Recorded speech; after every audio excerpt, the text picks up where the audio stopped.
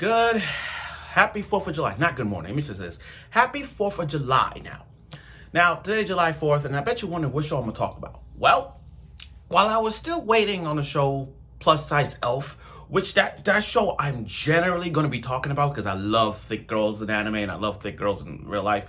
I want to talk about Plus Size Elf when that comes out. I want to talk about a show called... This first episode really got me going because I've seen a GIF, memes or whatnot, little clip, and just by looking at this show, just by looking at this episode, I did not suspect that this show got me hook, line, and sinker. And it's called Alya Sometimes Hides Her Feelings in Russian. Now, again, I saw clips.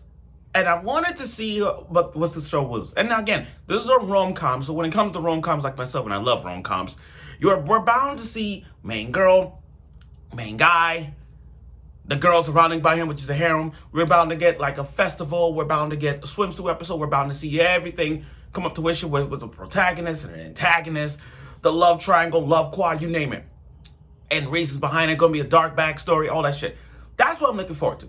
So I didn't think this first episode got me into this, but watching the first episode of this got me hook, line, and sinker. And just by watching it last night, I was completely glued by it. So, this is the first time, not the first time, but I'm really looking forward to this show. So it's called Alya Sometimes Hides Her Feelings in Russian. And I'm going to be talking about it now. So, let's get right to it with the episode 1 review, because I want to discreetly say this was fantastic. Okay, so let me get this straight.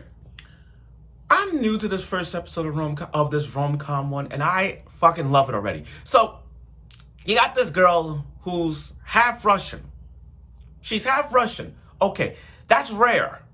Let me just say this. That's freaking rare.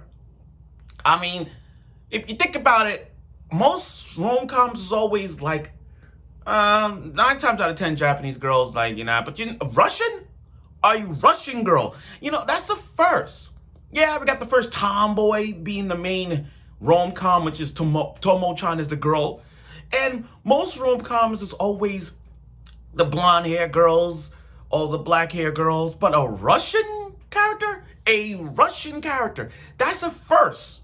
I don't think I recall or remember a rom-com that has like she's half Russian or half Italian or half Mexican, I don't even know. I'm just going by what I'm looking at. So you got this girl who's half freaking Russian. Okay. And looking at her, the first thing that came to my mind was she looks like Shikamori is not that cutie, is not that cute. The show with the pink hair girl protecting the boyfriend, and she goes off protecting the boyfriend. I remember there was an episode where something was about to hit him, and then Shikamori just kicked the sign to protect it. I'm like, yo, that's a good girlfriend to have. And it's, that show with the girl with the pink hair protecting the guy, that show was so, and it's not Future Diary. I'm talking about Shikamori is not that cute. But that right there is her, and I barely look at her. Now, again, she's Russian with the blue eye and the white silver hair. I'll believe that. Alya, I didn't think, here's the thing. We rarely talk about silver hair girls in anime. I think the silver hair girls in anime are so like underrated in terms of all the hair colors in anime. Like the brunettes, the black hairs, the blonde hairs, the red hairs. We don't really talk about silver hair anime girls, because when I think of silver hair girls in anime, I'm thinking Mary Jane, Lisana, Fearin, Beyond Journey. It's very hard.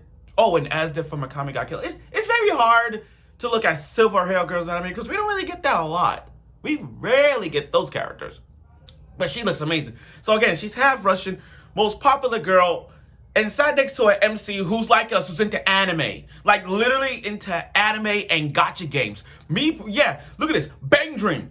I love anime. I'm into gacha games. I'm like, there's Bang Dream, there's the Black Clover, there's D4DJ, Love Live. He's us.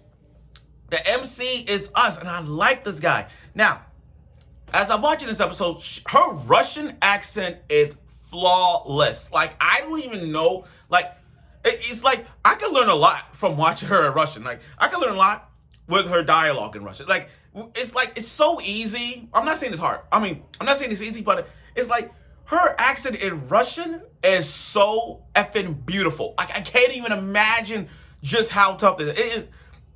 Like, look, I don't put this. We all have 2 or 3 languages. I mean, we're trilingual, bilingual. But again, her accent in Russian, oh my God, I love it. And it's funny because every time I watch anime, there's always a character that speaks English. And I love the characters speaking in English. With her speaking in Russian, oh my God, I love it. So as I'm watching this, I see a pattern here why she hides her feelings. I get it.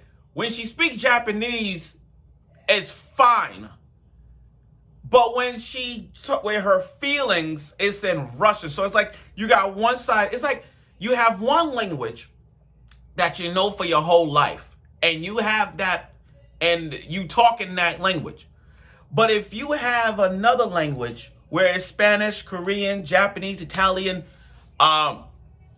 Russian, doesn't matter. That second language is your true emotional feelings and your true feelings. And that's what Alya is doing in the Russian talk. And the guy, the MC, he knows Russian. So I like him. Oh my God, I like him too.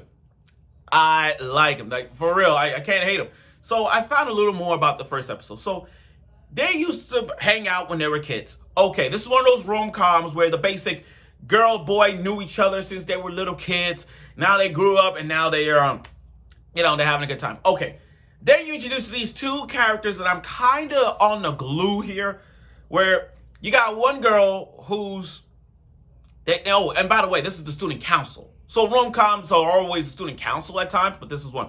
So you got one girl with the long hair who is familiar with the MC because they're childhood friends. Okay, childhood friends. Rom-com, childhood friends. You gotta have that. And you got one girl who's everybody looking at her like, oh my gosh, she's freaking pretty. Maria, I think. Is it Maria or Yuki? I can't pronounce. I think I'm mixing up the 2. But my point is, everybody's looking at Maria and everybody's looking at Yuki. The also top 3 most popular girls. So now you got Alya, Yuki, and Maria. You got the 3 most popular girls of the class. Of the school. And you see, like, the dynamic structure of, like, where the love triangle, love quad is going to be. One girl trying to make a move on the MC, sitting next to him. And I gotta give props for the animation where, you know how the classic anime goes where they rub their hair, they eat the noodles?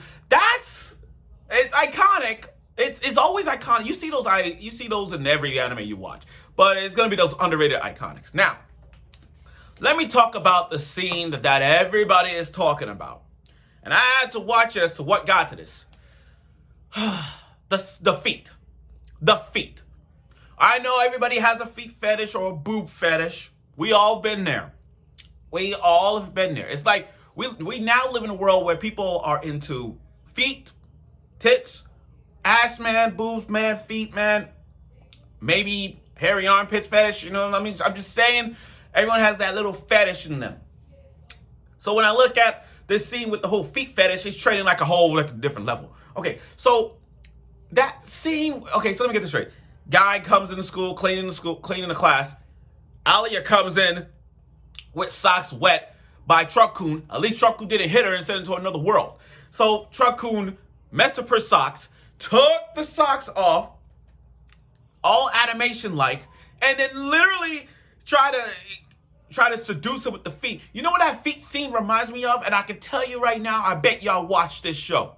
Chained Soldier. You guys watch Chained Soldier? And we're gonna get season 2? Go watch Chained Soldier. Look at that foot scene and tell me what you think compared to that. So he took off the socks, and then we got a little tappity tap down there, if you know what I mean. A little tappity tap.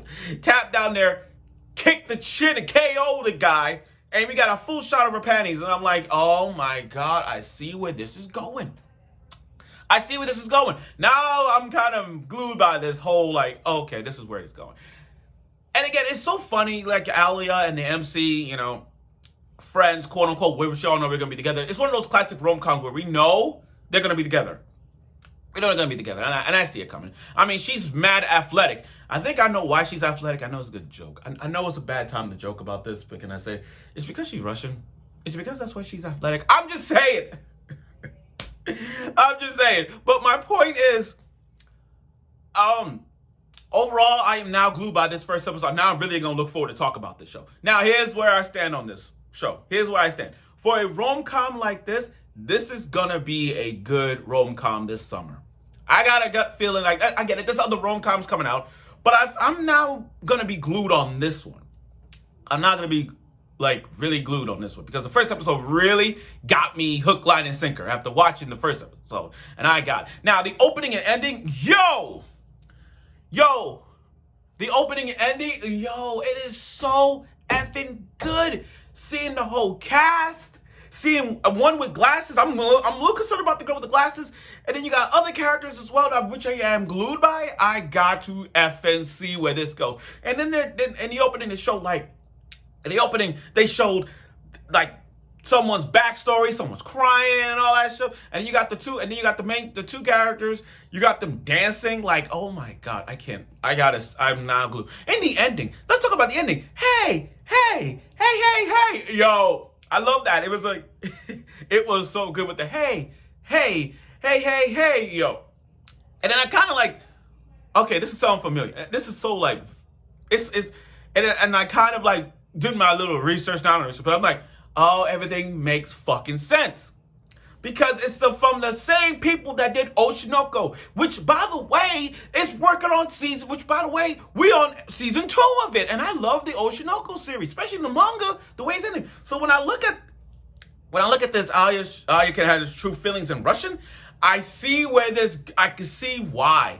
The animation is like, they combined the animation of Oshinoko with the girl that she looks like from Shikamori is not that cute. So you put all of that together, you put all the elements together, and it comes up like this. I'm really glad that this studio that's working on Oshinoko is doing this. They're doing a hell of a good job. I hope they don't mess it up. Because I get it, Oshinoko season 2 is on the work, it's still there.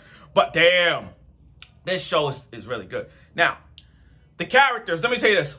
Is it too early to call Alya or all these other girls best girl of the summer? It is too early. It is too early. While I'm waiting for other girls to come out this summer, I can tell you right now, the plus size elf, I'm gonna think about them real hard. Because if I can see one girl in that show, I'll be like, okay, that's better than them. But for right now, these girls right now in this Russian anime, I can tell you right now, they are a candidate. They're a candidate. They're a candidate for best girl of the summer. Truth be told, I'm right about it. All right, so after watching the first episode, I am now glued on it. I'm looking forward for episode 2, and let's see there's other things along the way, which we know why. There's gonna be a little bit of fan service. There's gonna be some rom-com drama. There's gonna be some Russian dialogue, and a lot of rivalries and jealousy, like all rom-coms are. And the swimsuits, and that's how it is in rom-coms. We'll see. So I look forward for episode 2 of it, and I'm sure you will.